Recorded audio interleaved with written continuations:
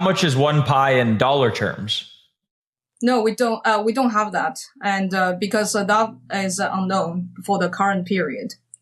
Yeah. Well, and one thing to consider here, unrelated to the market conditions, is that as the base mining rate has been decreasing internally in the Pi blockchain, and it used to take you about 2 days to mine one Pi, and now it takes about 3 days to mine one Pi. So it is possible that down the line that the price for the KYC can go down to people who have to pay less than one Pi, but completely unrelated to the market. One Pi is attached to the value of all the labor people spend on validating this application.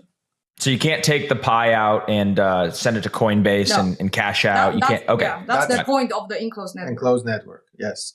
Wow. That's pretty interesting. And so like during the bear market, do you guys continue to see just as many people mine, or do people kind of lose interest and stop mining a little bit? No, we don't see any big difference. Completely unaffected. Yeah. And what is their incentive to mine? If the Pi network tokens don't have any monetary value, what's kind of the incentive for people to continue mining? Is it just because it's fun and there's a community and there's an experience behind it? Or because I always viewed like, the incentive for people to stake or people to mine is because they could earn an income from it. Yeah, I think it's more of like we have the vision of building a utility-based ecosystem, and to really crack utility, it's not Rome is not built in one day. And to build a real ecosystem, you need a lot of infrastructure and you need a lot of attempts to try what it will stick and what is the real use cases. And along the journey, in addition to mining, we also educate our community about the way to achieve long-term vision. And also, in essence, our network is, free to join, to start, and more fair distribution, unlike, many other conventional way in crypto that tokens are sold. We never sold any token, and 80% are for the community and the network.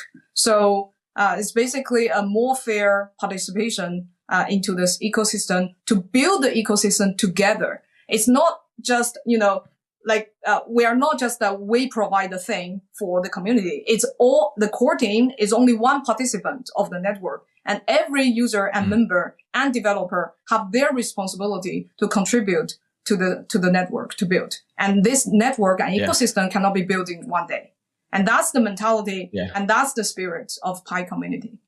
How long do you think it'll take? Is it like a 10-year, maybe a 20-year plan for this to kind of come to fulfill the grand vision? Or is it closer than that? I think it's hard to say, but for the next 3 or 5 years, I think even for the general crypto industry is to figure out and overcome a lot of obstacles for the industry as a whole and obstacles for a specific project. For the industry itself, it has knowledge obstacle. How do people perceive cryptocurrency and the industry? There's a lot of disinformation and misinformation. How do we remove those? And then there is also the regulation obstacle, meaning that we need more clear rules. There is also the application obstacle. What the meaning is that we need to figure out how crypto or blockchain based service can integrate with everyday people's life to create actual use cases and useful services. So that people use it for its intrinsic value, not necessarily as only, an investment tool. So they are using. What would some of those applications or use cases be? Like if you could put that into some concrete examples. Yeah. So one direction that the Pi network and I think the industry are trying to have innovation, in addition to all this DeFi, the very native blockchain applications, is the social applications that integrate with cryptocurrency. I'm not just referring to NFTs or games, which is a booming vertical of the crypto space, but also like using cryptocurrency to integrate of designing social applications, not just copycat of the Web2 type of applications, but using the incentive and disincentive systems of a cryptocurrency. Now you're at the time you can use the economic mechanism inside your app logic to create better content, to curate, more high signal content than just in the information silo of machine learning.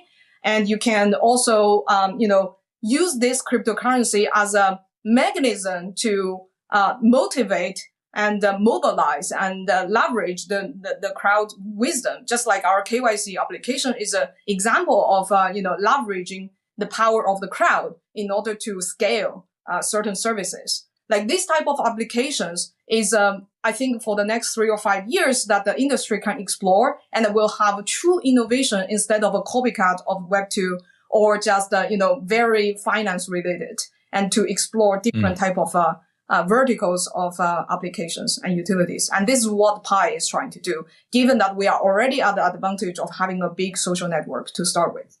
Yeah. So what do you kind of think of Elon Musk buying Twitter? And I just asked this because he tweeted out and was talking about, he goes, myself buying Twitter kind of expedites the timeline for X, the Everything app.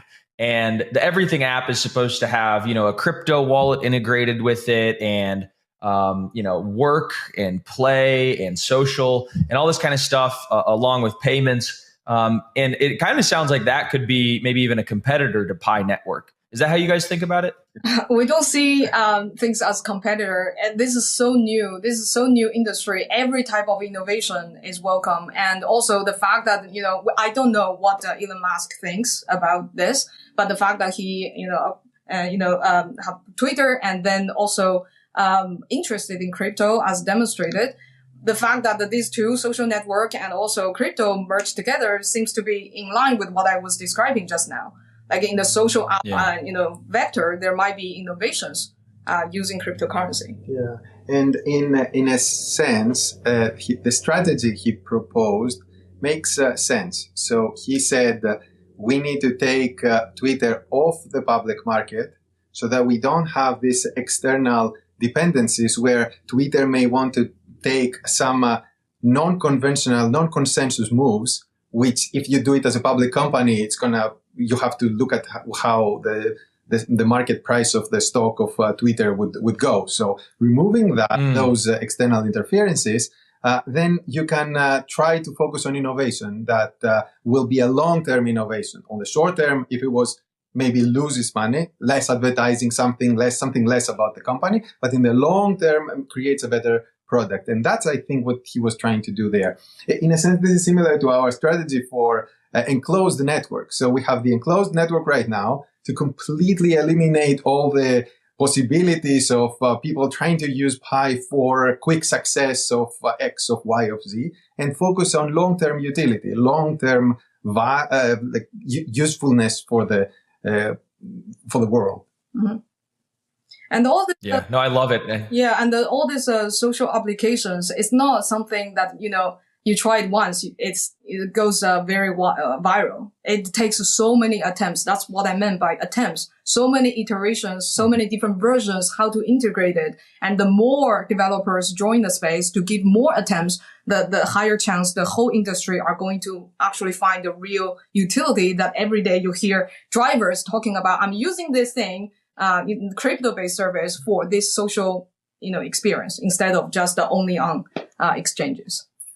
Yeah, no, it reminds me of I watched this documentary actually about Elon Musk and starting SpaceX, and he iterated many times on the rocket ship to have, consumer flight. But he blew up the first 3 rockets on accident, right?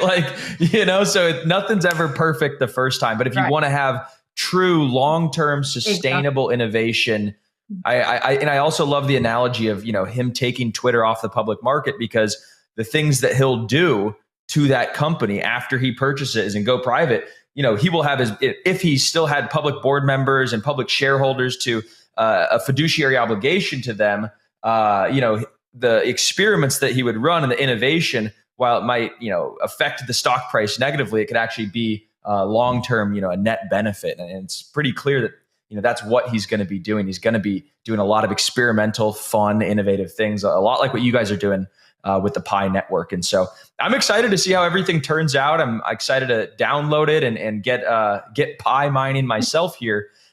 So guys, I really appreciate you coming on to the Crypto 101 podcast.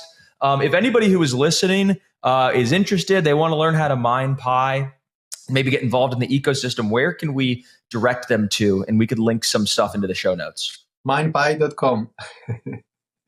Easy. Minepi.com. Yeah. How'd you guys land on the name Pi? P-I 3.14, right? Yes. Oh, I guess we're all geeks. So yeah, we love math, and Pi is such a universal concept. Everyone understands. It also represents a circle that the uniting people together. Inclusiveness goes into the concept. And also, Nicholas has a Greek descent. It's a Greek letter. Easy to type it on my Nicholas. It's easy to type it on my keyboard. Love it. All right. Well, guys, thank you so much. We look forward to bringing you guys back on again to the Crypto 101 podcast when you have some more exciting updates. Thank you. It was a pleasure. Thanks.